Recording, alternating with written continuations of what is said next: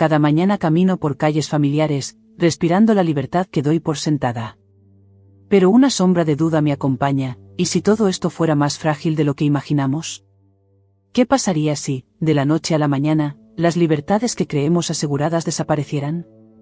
Vivimos confiados en nuestras leyes, pero la historia y la ficción nos advierten que ninguna sociedad está libre del peligro de la tiranía. Pienso en Gilead. La distopía del cuento de la criada, un régimen opresor nacido de la indiferencia y el fanatismo, de pequeños retrocesos ignorados a diario.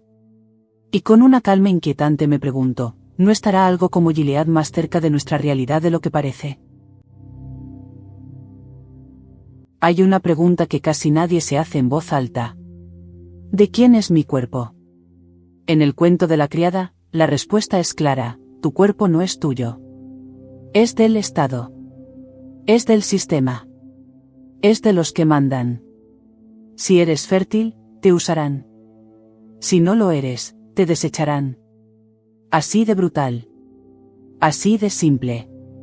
Gilead no es solo un régimen totalitario, es una máquina diseñada para convertir cuerpos en herramientas. Para producir hijos, mantener jerarquías y perpetuar el orden. Y no lo hace con tanques. Lo hace con normas. Con etiquetas. Con silencios. Michel Foucault, un filósofo que sabía bien lo que era vivir bajo la vigilancia del poder, habló de la biopolítica. El momento en que el poder ya no solo controla lo que piensas, sino también lo que haces con tu cuerpo. Si puedes abortar, o no. Si puedes parir, o no. Si puedes amar, o no. Es el poder metido en tu cama, en tus entrañas, en tus decisiones más íntimas. En Gilead, las mujeres fértiles se convierten en criadas. No son personas.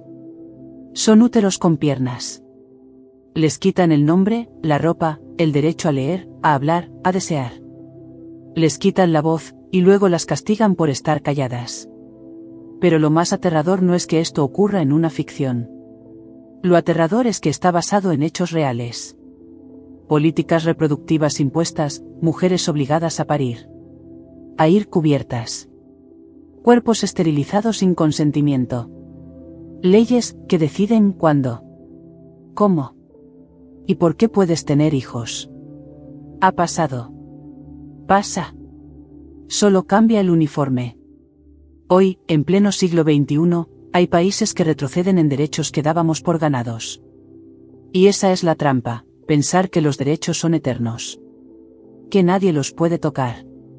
Pero los derechos no son estatuas. Son contratos sociales. Y los contratos, se pueden romper. El cuento de la criada funciona como un espejo deformado que en realidad no deforma nada. Solo exagera lo que ya existe. Y te obliga a mirar. Nos cuesta aceptar que el cuerpo es territorio de batalla. Pero lo es. Siempre lo ha sido. Y si no lo defendemos, alguien lo reclamará.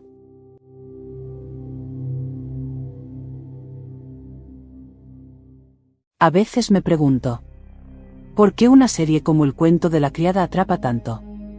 ¿Qué tiene esta historia para que millones de personas no puedan dejar de verla, aun cuando es muy incómoda? La respuesta es incómoda también. Porque no se siente tan lejana. Porque mientras la ves, una parte de ti susurra, esto podría pasar.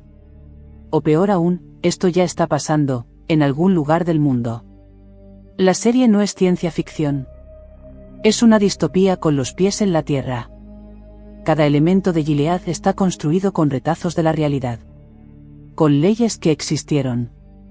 Con ideas que han sido defendidas en tribunales. Con discursos que se han pronunciado en parlamentos. Margaret Atwood, la autora del libro, fue muy clara, no inventó nada. Todo lo que aparece en Gilead tiene precedentes históricos.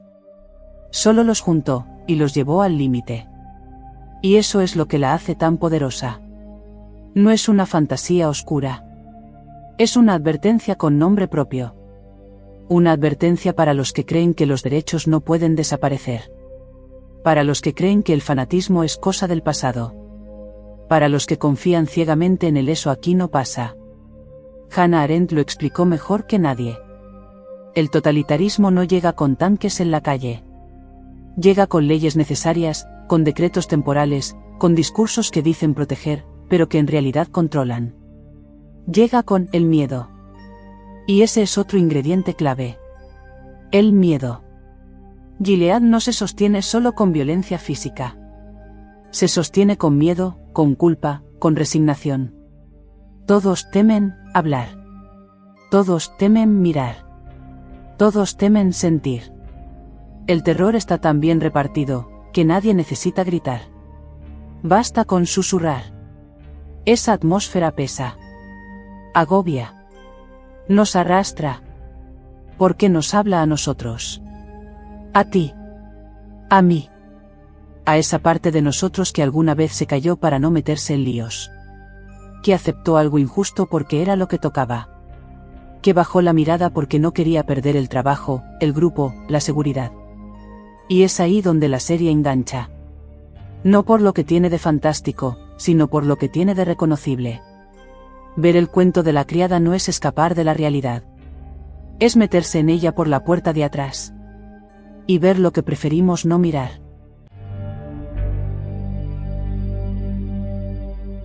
Me he preguntado muchas veces. ¿Qué queda de uno mismo cuando te lo han quitado todo? En Gilead, la identidad no se borra de golpe. Se va desdibujando a través de gestos pequeños. Primero te cambian el nombre. Luego el color de la ropa. Después te prohíben leer. Hablar. Decidir. Y de pronto ya no eres tú. Eres lo que ellos dicen que eres. Una criada. Un papel a interpretar.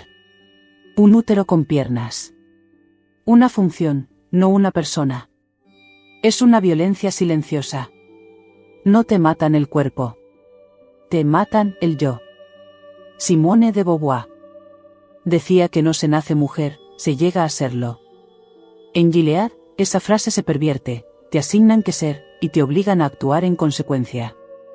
Y no es solo cuestión de género. Es una cuestión existencial. ¿Dónde está mi yo si no tengo voz? Si no puedo decidir qué pensar, qué sentir, qué creer. Jean-Paul Sartre decía que el ser humano está condenado a ser libre. Que siempre tiene la posibilidad de elegir, incluso bajo amenaza. Pero el cuento de la criada plantea una versión más oscura. ¿Qué pasa cuando elegir implica morir? Ahí es donde nace la pregunta más brutal. ¿Cuánto de mí estoy dispuesto a perder para seguir vivo? Y no hace falta estar en Gilead para sentir esto. Hoy también hay personas que viven sin nombre propio. Que se ocultan, que se adaptan, que se traicionan para encajar. Para no perder el trabajo, el estatus, la normalidad. El sistema no siempre grita. A veces solo susurra, cállate. No molestes. No destaques. La serie muestra cómo la despersonalización no es una excepción. Es un método. Una estrategia. Una rutina. Te quitan lo que te hace único y te dan un uniforme. Te arrancan el deseo y te dan una tarea. Te prohíben la intimidad y te ofrecen disciplina. Pero hay algo que resiste. Siempre. Un gesto. Una mirada. Un pensamiento. Algo tan pequeño como recordar tu nombre verdadero, aunque nadie lo pronuncie. Ahí empieza la rebelión. En la memoria. En la conciencia. Porque el yo no se mata tan fácil. Puede que lo humillen, que lo oculten, que lo acallen. Pero si tú no lo entregas, sigue ahí. Respirando bajo la superficie. Lo que me inquieta del cuento de la criada. No es la violencia. Ni siquiera la crueldad. Es el silencio con el que todo ocurre. En Gilead, no gritan. No necesitan hacerlo. Porque todo está envuelto en rituales. Palabras exactas, gestos marcados, saludos repetidos como mantras.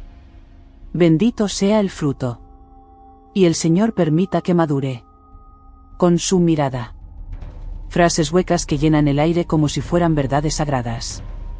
Como si rezar fuera suficiente para justificar la esclavitud. Y aquí es donde entra Durkheim, el sociólogo que decía que los rituales no solo son religiosos. Son sociales. Son la forma en que las comunidades se reafirman a sí mismas. A través de símbolos, gestos, hábitos compartidos.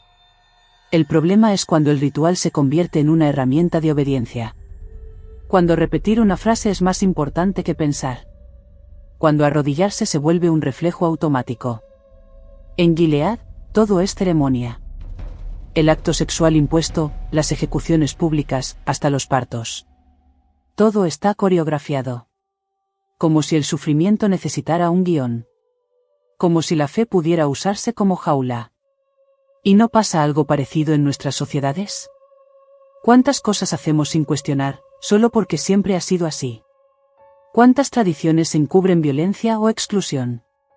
¿Cuántas veces hemos obedecido por costumbre, no por convicción? El peligro de los rituales no está en su existencia. Está en su automatismo. En su capacidad para sustituir el pensamiento. Gilead no es fuerte porque tenga soldados. Es fuerte porque todos repiten lo mismo. Porque todos cumplen su parte del teatro. Y lo más inquietante es que, cuando todo es ritual, nadie se siente responsable. Todos se esconden detrás del rol. Yo solo hacía mi trabajo. Yo solo seguía la norma. Yo no decidí nada. Pero esa es la raíz de los peores sistemas. Cuando nadie decide, el sistema lo hace por ti. El cuento de la criada nos obliga a mirar de frente ese mecanismo. No para rechazar los rituales, sino para preguntarnos. ¿Qué papel estoy repitiendo sin saberlo? ¿A quién obedezco cuando creo que decido? A veces la rebeldía empieza así. Con una duda. Con una palabra que no repites. Con un gesto que rompes. Con un ritual que decides no seguir.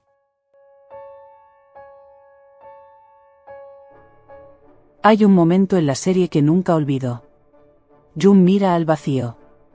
No dice nada. Pero en sus ojos hay una certeza. No va a rendirse. Aunque le cueste todo. Aunque no haya final feliz. Esa es la esencia de la rebelión que nos propone el cuento de la criada. No es una rebelión espectacular. No es Hollywood. Es resistencia cruda. Sucia. Solitaria. Y por eso, es real. Albert Camus escribió, que lo más filosófico que puede preguntarse un ser humano es si vale la pena seguir viviendo. Cuando todo parece absurdo, cuando el mundo no tiene sentido, cuando no hay Dios que conteste ni sistema que proteja. ¿Por qué seguir? Su respuesta fue clara. Porque en medio del sinsentido, el ser humano puede rebelarse. No como quien espera cambiar el mundo, sino como quien decide no entregarse. Jun encarna esa rebelión. No puede cambiar Gilead, al menos no sola. Pero puede decir no. Puede seguir mirando a los ojos. Puede amar. Llorar. Luchar. Resistir, sabiendo que quizás no gane. Pero eso no le quita valor. Se lo da. En un mundo donde el poder lo controla todo, decir no es un acto sagrado. Negarse a obedecer. Negarse a odiar. Negarse a olvidar quién eres. Y eso no es un acto grandioso. A veces es solo no delatar a una amiga. No bajar la mirada. No callarte cuando sabes que estás viendo una injusticia. La libertad que propone el cuento de la criada no es la libertad de hacer lo que quieras. Es la libertad de conservar tu conciencia, cuando todo lo demás te ha sido arrebatado. Y eso es lo más subversivo que existe. Porque puedes quitarle a alguien sus derechos, su nombre, su voz. Pero si no consigues que se arrodille por dentro, no has ganado. El cuerpo puede ser sometido. El alma, no. No si decides no entregarla. Por eso esta historia no es una tragedia. Es un canto amargo, pero luminoso, a la dignidad. A esa chispa que no se deja apagar. A ese fuego que, aunque tiemble, sigue ardiendo. A lo largo de este viaje, hemos hablado de cuerpos controlados, de miedos normalizados, de rituales que ciegan, de identidades borradas. Pero la pregunta que queda flotando es la más incómoda. ¿Y si Gilead no es un lugar imaginario? Y si ya está aquí, en partes, en trozos, en forma de leyes que dicen proteger a la mujer, en discursos que invocan antiguos regímenes disfrazados de bondad e inclusión. No vivimos en una teocracia, pero hay quienes quieren imponer su moral a todos. No usamos capas rojas, pero seguimos marcando con símbolos o cancelaciones quién tiene valor y quién no. No nos llaman criadas, pero muchas mujeres aún luchan por decidir sobre su propio cuerpo. No hace falta que un régimen lo imponga todo de golpe. Basta con que no miremos. Basta con que digamos no es para tanto. Basta con que dejemos pasar una injusticia hoy, pensando que mañana se corregirá sola. El cuento de la criada no es solo una historia. Es una advertencia. Una grieta en el espejo donde podemos ver lo que somos, y lo que podríamos llegar a ser si no actuamos. No se trata de paranoia. Se trata de lucidez. De saber que la libertad no es un regalo, es una tarea diaria. Que los derechos no caen del cielo, se defienden. Y que la dignidad humana no es negociable, aunque algunos sistemas totalitarios lo intenten. Por eso, después de ver esta serie, hay algo que ya no puedes hacer. Mirar hacia otro lado. Porque una vez que sabes lo que es Gilead, cada pequeño gesto de silencio, de obediencia ciega, de indiferencia, empieza a parecerse peligrosamente a un paso más hacia ella. Y tú decides si caminas o si te plantas.